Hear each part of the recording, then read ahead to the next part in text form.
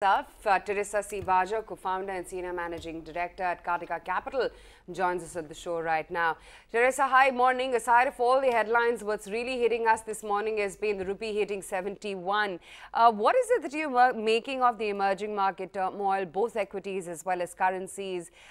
Given that the rupee is at a record low already, is it a new normal that we'll have to live with, or there could be some signs of revival in the US dollar, you think?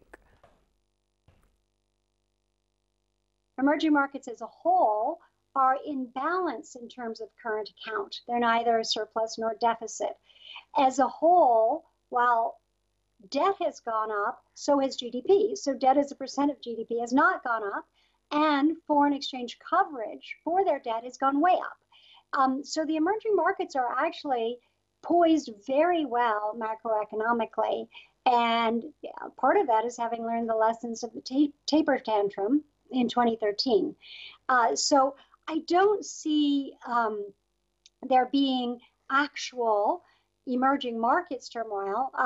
Argentina is a frontier market, it's not an emerging market. Turkey is one market. I see there being a sentiment driven issue, and I see there being concern for frontier debt markets that somehow has come into the conversation about equity markets. And I find that, of course, very irritating, because the dangers people are seeing in terms of frontier sovereign debt have really nothing to do with a quite excellent position of the 24 emerging markets. So with your largest AUM exposure to India at 32% plus, is the bipolar move of the index versus the broader markets an irritant, or considering you're so stock specific, long only fund, it doesn't really matter? Not really. I mean, we are long-term investors, and this spring was difficult in India because you had the budget with the long-term capital gains tax, and then you had the rebalancing of portfolios who had gotten out of control in small and mid caps, so a lot of sell-off in small and mid caps, but it's really rebalanced itself quite nicely, and our best performing part of our portfolio is India. So we're actually not concerned on that front. Okay.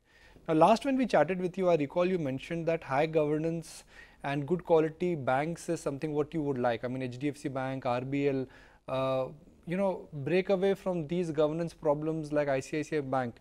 The alpha chasers, though, are sitting very happy looking at the month to date returns, because governance stocks have done great, but somehow the market leadership is now migrating towards value. So hyper growth, hyper price has been taken over by reasonable growth and reasonable valuations. You know, we're long-term investors, and we're very concerned about not taking any reputational or so-called headline risk. And so we would always stick with what we think are high-quality management teams and also good governance. Now, if you've got a high-integrity team that has some issues on governance that are fixable, that's fine as well. But we are really going to go for quality, and so we would stick with what we think are the highest integrity, highest corporate governance, well-governed companies. So expensive valuations aside, the going is getting tough. If you look at iShares, not only sales volumes, but also Harley wants to enter the same segment. You got TVS, which is coming out with a bike. Do you think that for iShares, both in terms of earnings momentum and also in terms of P expansion, they both are over? Because while you own iShares, but it is significantly lower from what we earlier had there. First of all, Harley is not going to enter the market for many years. And then we've had lots of conversations about this. There's also a school of thought that having another player in the mid-sized motorcycle business in the 250 to 750 cc market would actually expand the market for Royal Enfield.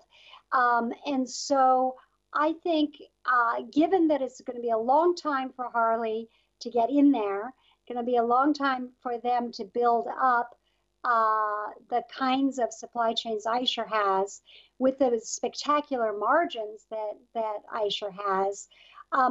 This is something I think one should only be worried about in 5, 6, 7, 8 years. And even then, we might find that, in fact, it's a positive when you have Coke and Pepsi and they both increase the market, the overall market size. Because that's really where there will be ultimately the push for more Aisher is to have people converting from 100 and 150 cc bikes to 500 cc bikes, which I hope will happen with better roads and infrastructure in India. Yeah, so invest in infrastructure companies then, Teresa, that's the way to go. But I wanted to ask you about any change in your position when it comes to TVS. There's a growing fear of price wars initiated by Bajaj Auto. How are you approaching the theme? We've looked at that quite seriously, but so far we're very pleased that other people have not taken them up on their offer to lower everyone's prices. And so while that had been a concern for us when the news came out, I think actually it's more detrimental to Bajaj than it is to the class as a whole. Right. While Indian consumption's favorite theme, with every fund manager, it's not just you, every fund manager has played on the Indian consumption theme. The Indian retail segment is particularly drawing a lot of interest with a lot of M&A buzz. Has it caught your attention yet? Do you want to test waters here? Yeah, it's just very hard to find enough in that market, in that segment. We have nothing really against it. I do think that e-commerce will come to the fore in India as it has elsewhere in a fairly big way. So retailers offline retailers have to be very careful. And obviously, we've had some new news on Flipkart. I don't know if that's going to make a difference to their operations. But it's just been a more difficult area in India. As you know, it has far more regulations than other places. We're not really in retailing per se in that many places, although we are in the restaurant business, restaurant chains that have done very well for us. So any other changes that you may have made in your India portfolio in the previous quarter? In India, there are no secrets. Everyone knows exactly what we do as we do it.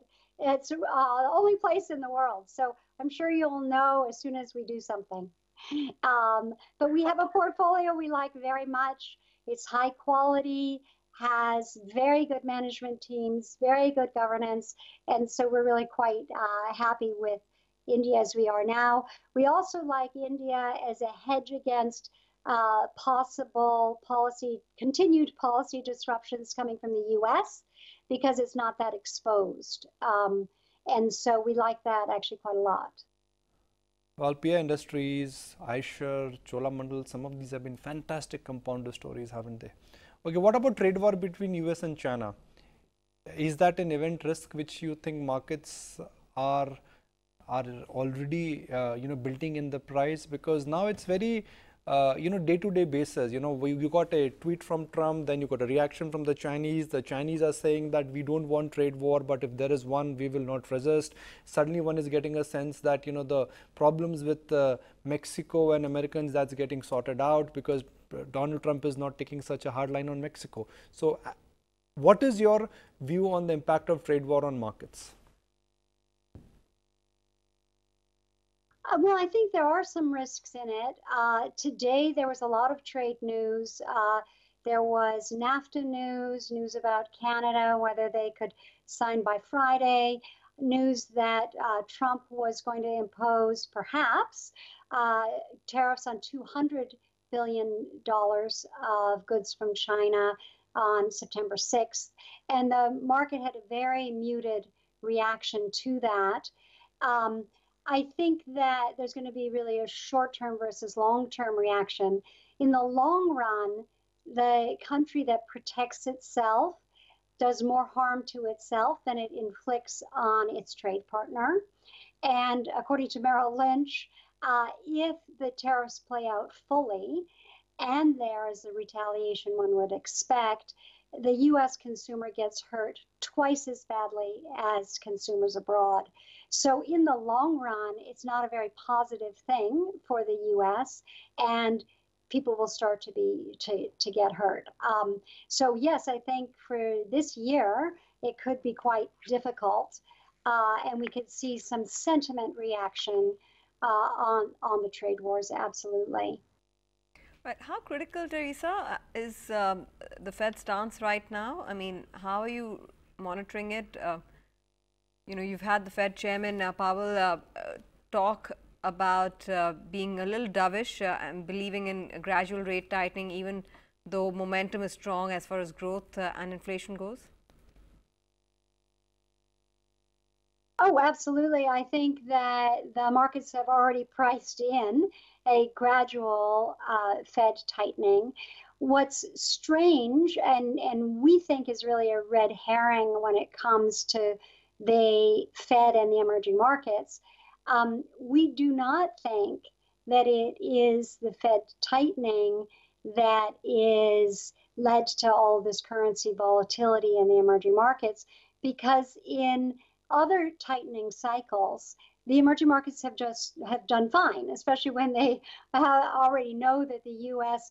should hike for the right reasons, that the economy is running hot and inflation is on the horizon. And so I expect to see actually the currency volatility in the EMs, which has reached a peak right now, and in past cycles, when it's reached a peak like this, it then comes down and moderates in the following weeks. And we're at that peak point now. I expect to see moderation as we come through. I also personally expect that in the medium term, we will see the dollar weaken. And in fact, in the last 2 weeks, the dollar has weakened about 2%, the Dixie. And very interestingly, in the past, the warning signs of U.S. currency moderation have been the exchange rate with the Israeli shekel and the Swiss franc. And in fact, both of those in the last 2 weeks have gained 2.85%. They are actually kind of both on target there. And those have been harbingers of what's to come in the rest of the market. And we're seeing that. So we're eagerly waiting to see whether mid-August actually has been a turning point for the US dollar. Right. Teresa, lastly, do you worry at all as to what could kill the longest running US bull run? For a while now, many have wondered how solid is the story in FANG stocks and what's going to happen if they were to correct. Yes, I do worry about that. I think the U.S. markets are priced to perfection, and that means that any number of small triggers or any number of significant triggers could mean that the U.S. stock market starts to fall back to earth. So, for example, second quarter growth was at 4.5%, which is very much above potential and not sustainable. So if that growth were, if expected growth in the coming quarters is significantly less, or if consumer spending is significantly less, that could derail the U.S. stocks. You have, if you have negative revisions in earnings per share, that could derail stocks. If inflation popped up unexpectedly, that would derail stocks. So a lot of things could happen. And we're seeing a lot of ferment in the tech space as well. Teresa, it's been an absolute pleasure you joining us all the way from the US and giving us your thoughts and insights on investment decisions in India. Thanks very much for taking out the time.